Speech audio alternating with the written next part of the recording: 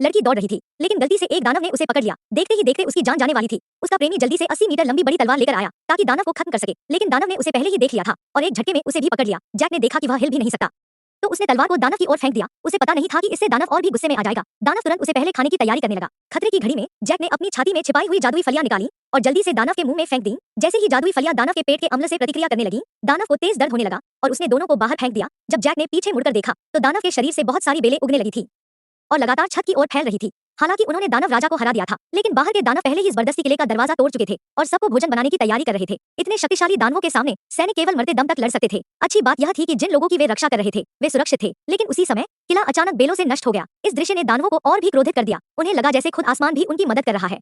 जब वे सैनिकों पर हमला करने ही वाले थे, उन्होंने भीड़ में कुछ चौंकाने वाली चीज देखी। फिर उन्होंने अपने हथियार नीचे रख दिए और घुटनों के बल बैठ गए। असल में जैक दानव राजा की अंगूठी लेकर आया था और उसे अपने सिर पर पहन लिया था। अंत में इसी तरह उसने दानव राजा पर सफलतापूर्वक नियंत्रण पा लिया।